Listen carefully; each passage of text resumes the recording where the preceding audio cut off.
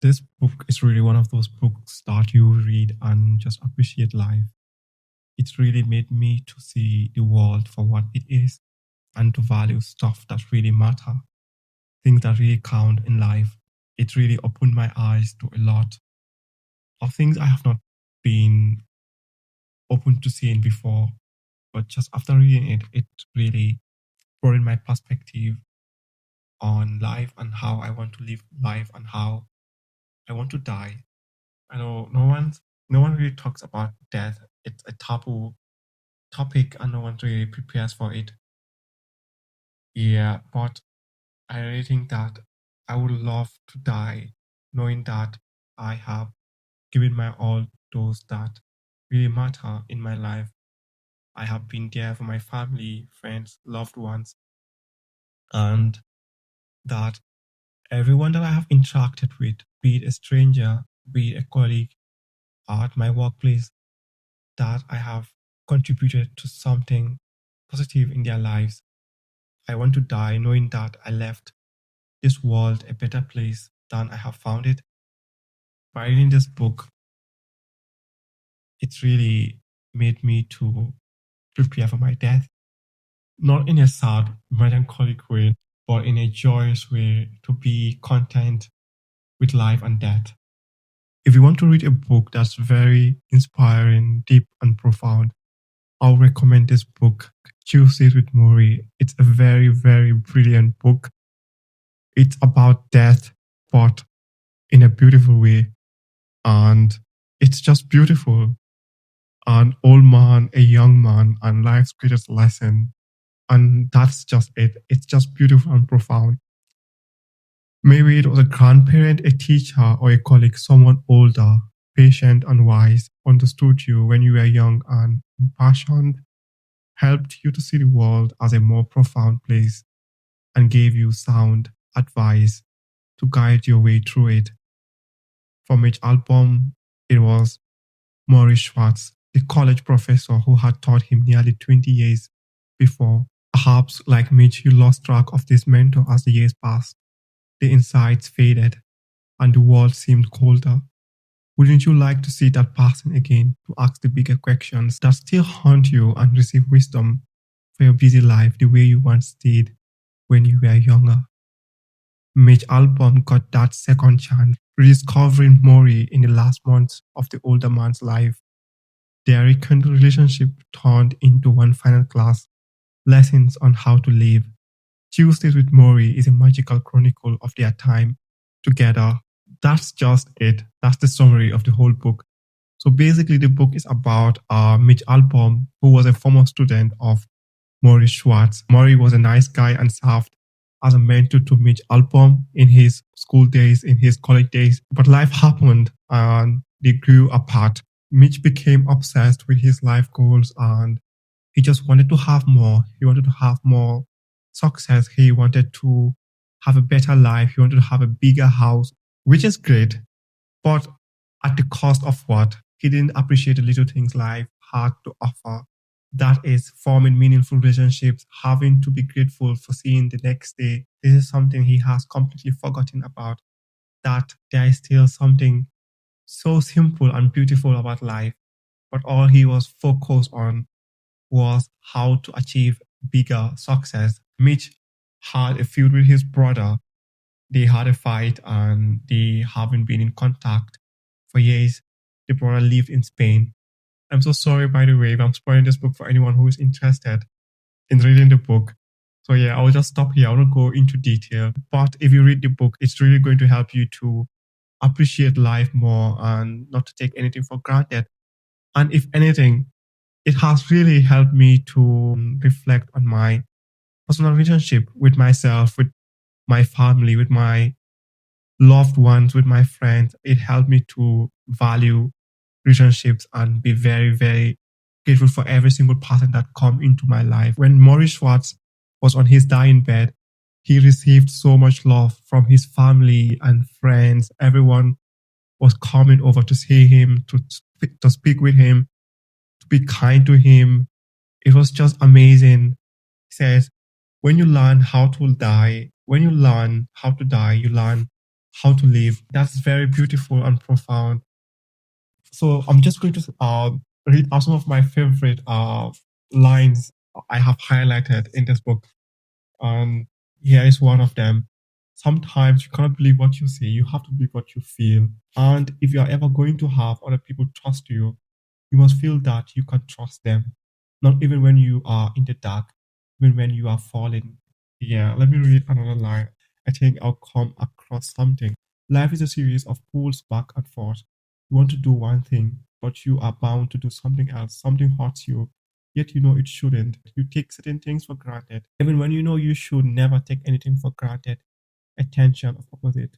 Love wins. Love always wins. This is another beautiful line, sentence. Yeah. And here's one. There are some mornings when I cry and mourn for myself. Some mornings I'm so angry and bitter, but it doesn't last too long. Then I get up and say, I want to live. This is just nice. It's really, really nice. I think I'll come across another line.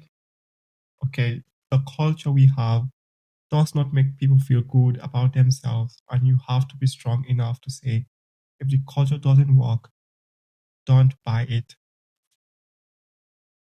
That's very beautiful as well. I think what Maurice Schwartz is trying to tell us that is that I know that's not what he's referring to when he said this. That's not what he is referring to probably. But I'll have to relate it to our current culture mindset where everyone wants to do things at a fast pace. Everyone is trying to tell you something. Everyone is trying to sell a product. You have to buy this. You have to do this. You have to look this way. So if the culture doesn't work, don't buy it. If the culture doesn't work for you, don't buy it. If the culture is not working for you, just don't buy it. Forsake the culture. Go for something else. Don't buy it. I'll try and see if I'll find another line. I have highlighted a few of them. I think I have highlighted almost the whole book, if I'm not mistaken. I think every line is beautiful in this book. I love every line. Every line is great. I don't know if this is actually. I just love this book. I love it so much. So yeah, if I seem crazy or obsessed, yes, I am. I am obsessed with this book. There's another line. Detaching myself, and this is important not just for someone like me who is dying, but for someone like you who is perfectly healthy. Learn to detach. Don't cling to things because everything is impermanent. Yeah, I think after reading this book, I became so detached to the world, to everything that I've possessed, everything about myself. Be it something that is seen and something that is not seen about myself. I think I've become very detached to that. And it just made me to see relationships as something very beautiful and profound. But at the end of the day, nothing is permanent. Everything is temporary. Nothing stays forever. So yeah, just don't cling to things because everything is impermanent. And let me see if I find another line. Here is another line. If you're always battling against getting older, you're always going to be unhappy. You're never going to be happy. I think this is something that's very, very common these days. Old age is seen as something that's not natural and it's something that's frowned upon. And capitalism is taking advantage of this by telling us what to wear and by selling skincare products, especially for women and now even for men. It's all about money and making you feel bad about yourself, your worth, your self esteem, as if getting old is something that's very weird and strange. But I find it very nice. I find old age as something that's very, very unique. There's something about it. The wisdom that old people acquire through the years. I know that not every old man or old woman, not every old person is wise beyond their age. Sorry to say this, but yeah, not every west, sorry, not every older person is wise. But most of the time, it is that way. They are always wise and they know what to do. They say wise stuff. So yeah, I appreciate that about old age. There are a few rules I know to be true about love and marriage. If you don't respect the other person, you're gonna have a lot of trouble. If you don't know how to compromise, you are gonna have a lot of trouble. If you can't talk openly about what goes on between you, you're gonna have a lot of trouble. And if you don't have a common set of values in life, you're gonna have a lot of trouble. Your values must be alike. Love each other or perish. Considering that this is coming from a dying man, guy that's about to leave this world, and he's just spitting facts upon facts. It's nice. And let me see.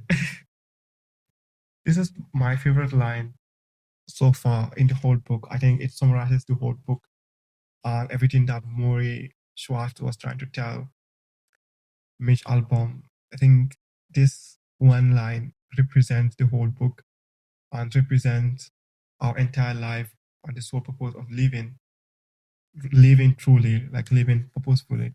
Death ends a life, not a relationship. I cannot pronounce that word, like, I say it too fast. Death ends a life, not a relationship. The greatest attest of love is when someone you love dies. That's how you know you love someone. If you love someone deeply, the relationship never ends. It still continues no matter what. It still lives on. The person may die, but their memories live on, and that's just beautiful. I think that's where I'll close this book and say, yeah, I would really advise you to spend more time with your loved ones, your friends, your family, because at the end of the day, it's all that matters. No amount of money, no amount of success, no amount of achievement can replace that, can replace the joy of knowing that there are people who love you through thick and thin and will be there for you. At the end of the day, it's about the people that will carry your casket when you die. They matter most. Their opinions matter. Everyone else is just noise. Everything else is just noise. If you haven't read the book, just give it a try. And if you have read it already, I would love to hear your opinions about this book. We can talk about it in the comments. Thank you so much for watching this video, and I hope to see you once again. Stay positive and do not believe everything that you think. Be kind to yourself and be kind to strangers. Have a nice day.